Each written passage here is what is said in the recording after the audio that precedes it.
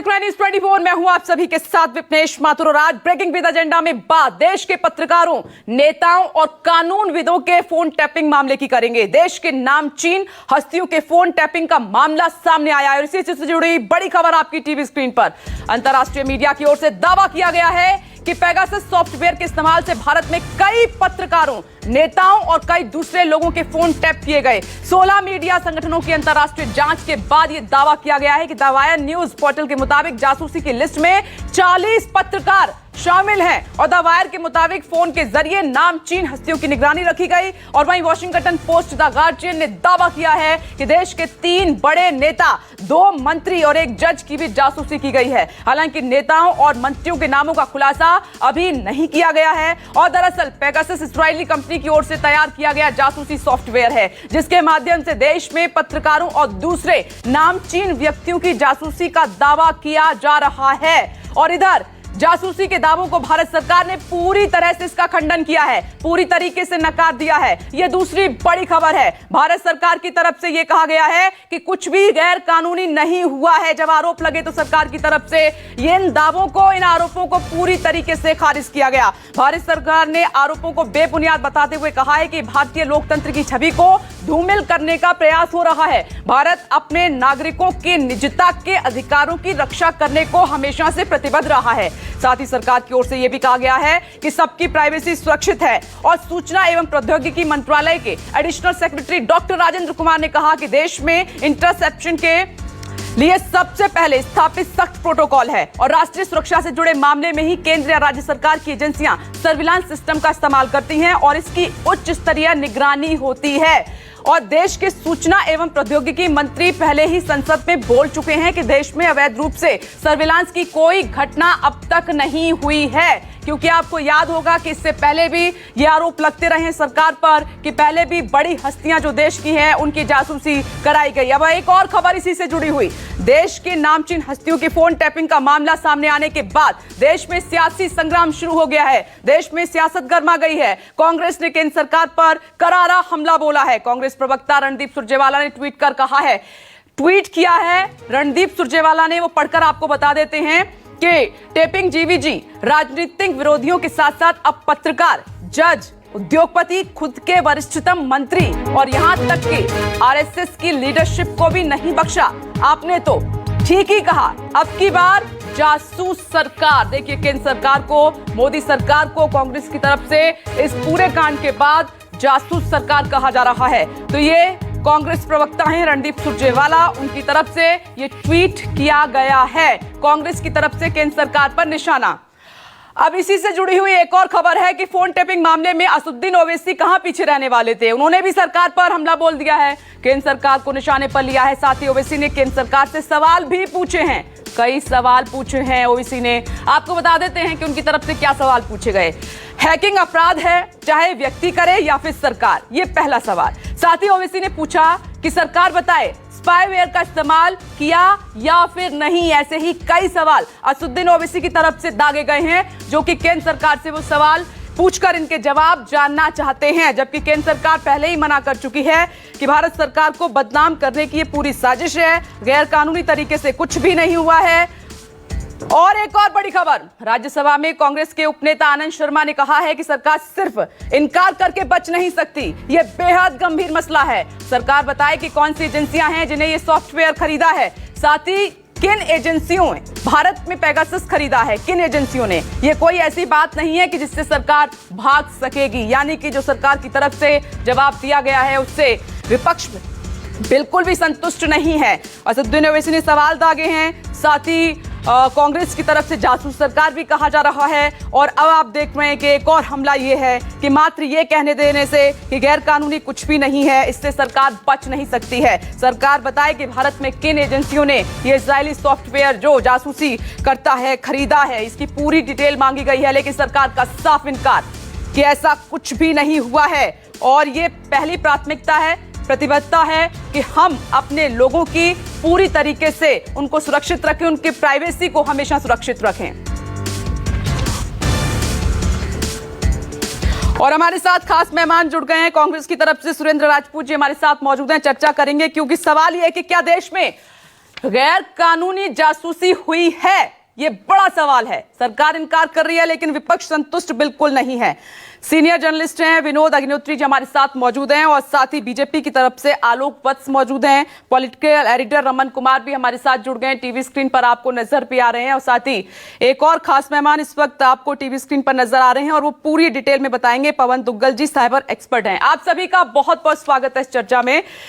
मैं आऊंगी, चर्चा की शुरुआत करूंगी, लेकिन सबसे पहले रमन आपके पास आते हुए। रमन, ये पहला मामला नहीं है देश में। आपने पिछली बार देखा था कि बड़ी हस्तियों को निशाना बनाया गया, उनकी जासूसी कराई गई है, सरकार पर आरोप लगा, तब भी काफी हंगामा हुआ था। एक बार फिर से ये मामला सामने आया है और अब तो 16 मीडिया संगठनों ने मिलकर ये अंतर्राष्ट्रीय जांच की है। उसके बाद ये बड़ा खुलासा है।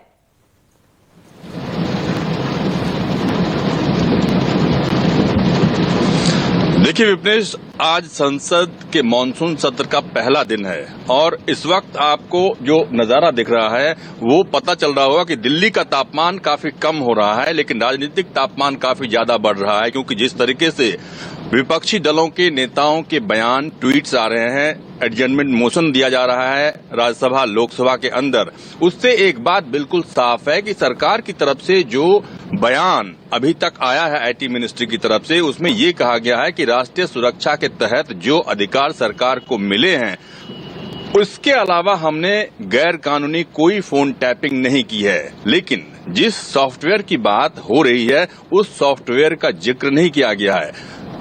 संदेह पैदा करता है कि आखिरकार सरकार खुले तौर पर ये क्यों नहीं बताती कि इस सॉफ्टवेयर का उपयोग कोई एजेंसी कर रही है क्या, क्योंकि इससे पहले भी विपक्षी दलों के नेताओं के फोन टैपिंग के आरोप लगते रहे, पत्रकारों के भी फोन टैपिंग के आरोप लगते रहे, लेकिन इतने बड़े पैमाने पर, जिस बड़े पैमाने पे नाम सामने आ रहे हैं और साथ साथ सत्ताधारी दल के मंत्रियों के नाम सामने आ रहे हैं कि उनके भी फोन टैपिंग हुए हैं, आरएसएस संघ से जुड़े बड़े लोगों के फोन टैप हुए हैं, उद्योगपतियों के फोन टैप हुए हैं। आखिरकार सरकार क्या जानना चाहती है? किस आधार पर सरकार ने इन लोगों के फोन टैपिंग करके जो जानकारी सरकार को हासिल हुई है उसके मुताबिक सरकार के पास कुछ आधार होगा कि हाँ ये लोग सरकार के खिलाफ या साजिश रच रहे हैं या राष्ट्रीय सुरक्षा के खिलाफ इनकी भूमिका है। इस पूरे मामले पर संसद के अंदर अब बहस होगी और सिर्फ आईटी मिनिस्टर को ही नहीं, मुझे लगता है कि होम मिनिस्टर को बताना पड़ेगा कि आखिरकार इस पूरे मामले की सच्चाई क्या है। जी बिल्कुल, आप सही कह रहे हैं। और ये जो सवाल आपने उठाया है रमन, इंपॉर्टेंट है, काफी इंपॉर्टेंट है। ये जो नाम देख रहे हैं आप तस्वीरों के साथ, यही वो देश की बड़ी हस्तियां हैं जिनकी जासूसी कराई गई है, फोन टेप कराए गए हैं। राहुल गांधी ने तो यहां तक कह दिया है कि जो कुछ भी आपके मोबाइल में है वो सब पढ़ा जा रहा है, कुछ भी सीक्रेट नहीं है। ये नाम और तस्वीर आपके सामने। अब मैं चर्चा की शुरुआत करती हूं। आलोक वत्स, ये पहला मामला नहीं है जब मोदी सरकार पर यह आरोप लगा हो, इस बार लिस्ट लंबी है। ये 16 मीडिया संगठन है जिन्होंने अंतरराष्ट्रीय जांच की है और उसके बाद आरोप यह लग रहा है गैर कानूनी तरीके से आपने, केंद्र सरकार ने जासूसी कराई है इन बड़ी हस्तियों की। देखिए, इन द पास्ट ऑल्सो ऐसे क्लेम्स लाए गए थे, उसमें व्हाट्सएप को भी सम्मिलित किया गया था, लेकिन ये सब बातें कैटेगरिकली बेसलेस सिद्ध हुई और सुप्रीम कोर्ट ने व्हाट्सएप ने भी डिनाई किया और उसको माना गया था। इसलिए जो हमारा राइट टू प्रोटेक्शन एक्ट है उसमें पर्सनल डाटा प्रोटेक्शन बिल 2019 जो सेफगार्ड करता है प्राइवेसी को, हम उसी के तहत हैं। और आईटी मिनिस्टर ने पार्लियामेंट में भी इसमें डिटेल में वक्तव्य दिया था, इंक्लूडिंग इन द पार्लियामेंट, कि कोई अनऑथराइज्ड इंटरसेप्शन हमने नहीं किया है और हम नहीं करते हैं।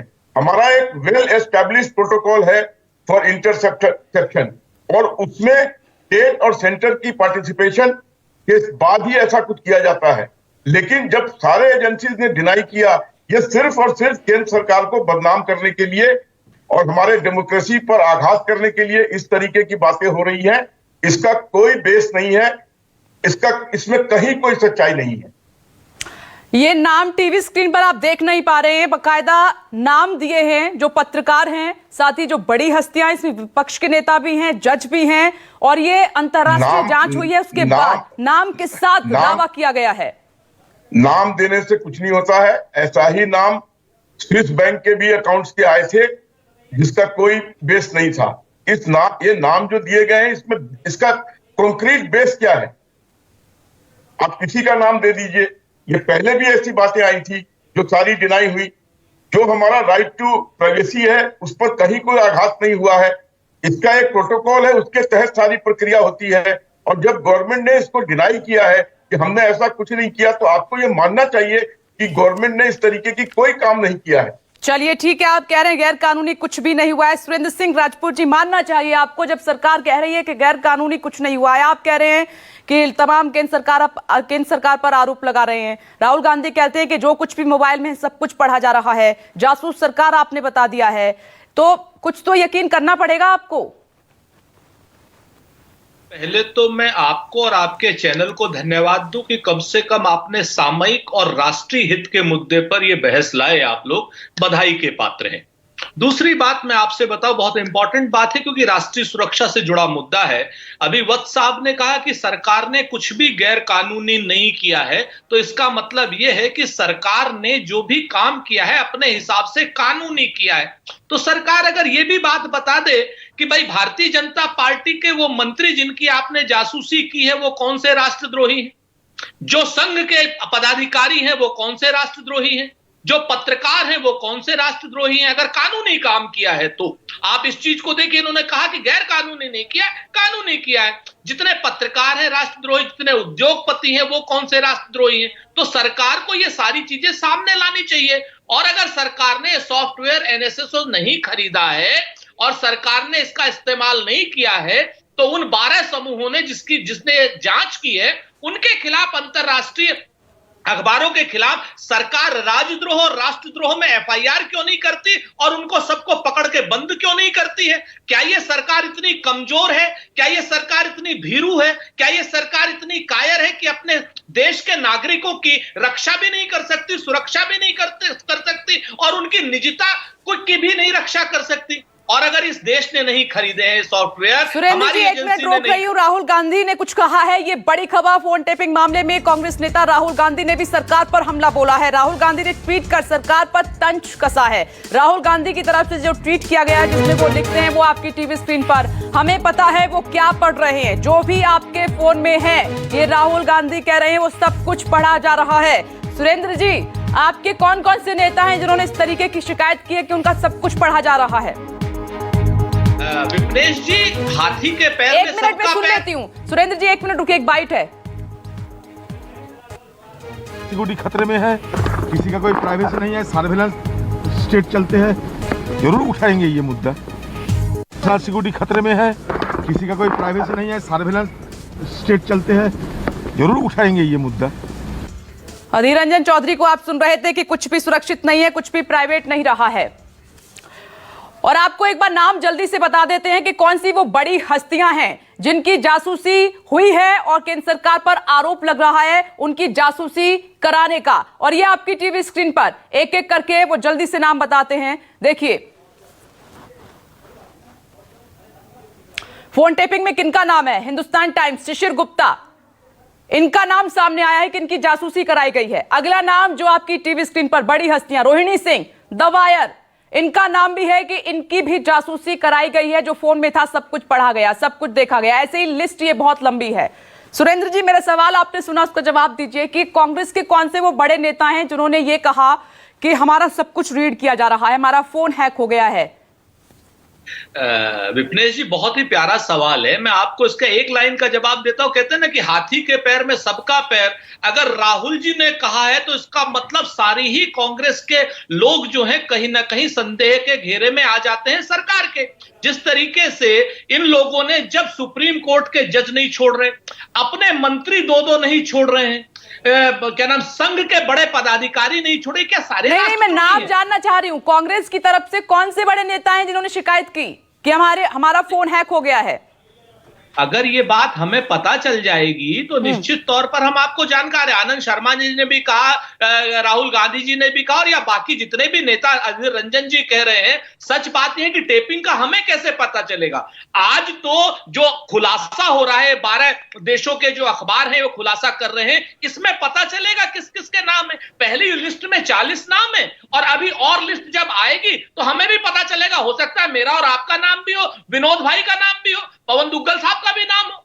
कौन सी बड़ी बात है? ये लोग तो सरकार में आज की डेट में जिस तरीके से इन्होंने अपने भारत के नागरिकों की रक्षा, सुरक्षा और सारी निजता इन्होंने बिल्कुल हनन कर दिया है। जल्दी से रिएक्शन देना चाहेंगे आप इस पर, फिर मैं आगे बढ़ती हूं चर्चा में। आलोक वत्स जी, इनको खुद नहीं पता है कि किस कांग्रेसी नेता का फोन टैप हो रहा है। ये निराधार बातें हैं। कहीं से कोई लिस्ट पर नाम आ जाता है तो इसका क्या मतलब है कि सही में उसके ऊपर जासूसी हो रही है? इसका आधार क्या है? कॉन्क्रीट एविडेंस क्या है कि इनका फोन टैपिंग हो रहा है? जब सरकार लगातार कह रही है कि हमने ऐसा कोई काम नहीं किया है, हम प्राइवेसी एक्ट, सिटीजन को प्रोटेक्ट करके ही चलते हैं, और जब भी कोई ऐसी मसला आता है इंटरसेप्शन का, तो उसका जो हमारा सैंक्शन नॉर्म्स है, जिसमें स्टेट और सेंट्रल को अपने अपने अधिकार दिए गए हैं, उसी के तहत कोई कार्रवाई होती है। तो आपको ये क्यों नहीं, आपको ये मान लेना चाहिए कि सरकार की तरफ से इस तरीके का कोई कार्य नहीं किया जा रहा है। चलिए ठीक है, आप अपनी बात पर कायम है। आप कह रहे हैं कि गैर कानूनी कोई काम नहीं किया गया है, आप एविडेंस मांग रहे हैं कांग्रेस से। और आप देखिए क्या देश में गैर कानूनी जासूसी हुई है। 16 मीडिया संगठनों की अंतर्राष्ट्रीय जांच के बाद यह दावा किया गया है, क्योंकि यह सवाल अपने आप में बहुत बड़ा हो जाता है कि क्या वाकई में एक बार फिर से गैर कानूनी तरीके से केंद्र सरकार की तरफ से जासूसी कराई गई आगे, क्योंकि ये 16 मीडिया संस्थान है जिसमें भारत के भी शामिल है। पत्रकारों, कानूनविदों, नेताओं की जासूसी का दावा इसमें किया गया है। कई पत्रकारों की जासूसी का दावा है। ये देश के बड़े पत्रकार हैं, अलग अलग मीडिया संस्थानों के। जासूसी की लिस्ट में 40 पत्रकार हैं। द वायर की तरफ से यह दावा किया गया है कि एक नहीं, लिस्ट बहुत लंबी है, और फोन के जरिए निगरानी भी रखी गई। सब कुछ पढ़ा गया, जिसका जिक्र राहुल गांधी भी कर रहे हैं। द वायर ने दावा किया है, और वॉशिंगटन पोस्ट और द गार्जियन का भी दावा है, और वो कहते हैं कि देश में विपक्ष के 3 नेता, 2 मंत्रियों और 1 जज की भी जासूसी कराई गई है, जो अब तक सामने निकल कर आया है। नेताओं, मंत्रियों के नामों का खुलासा अब तक नहीं हुआ है, उनके नाम आने बाकी हैं। और ये देखिए, तब चर्चा भी लगातार जारी है। ये वो हकीकत है जो अंतर्राष्ट्रीय जांच हुई उसमें जो सामने निकल कर आया। केंद्र सरकार ने कहा कि सब कुछ भ्रामक है, और किन किन की फोन टैपिंग हुई है वो आपकी टीवी स्क्रीन पर। ये बड़े नाम हैं, पत्रकार हैं जिनकी जासूसी हुई है। हिंदुस्तान टाइम्स और इधर द वायर, रोहिणी सिंह, ऐसे ही 40 नाम पत्रकारों के, वो नाम लगातार आपकी टीवी स्क्रीन पर फ्लैश हो रहे हैं। चर्चा भी जारी है। एक बार फिर से लौटेंगे छोटे से ब्रेक के बाद, फौरन लौट रहे हैं। देखते रहिए न्यूज़ 24, क्योंकि मुद्दा ये बहुत गंभीर है।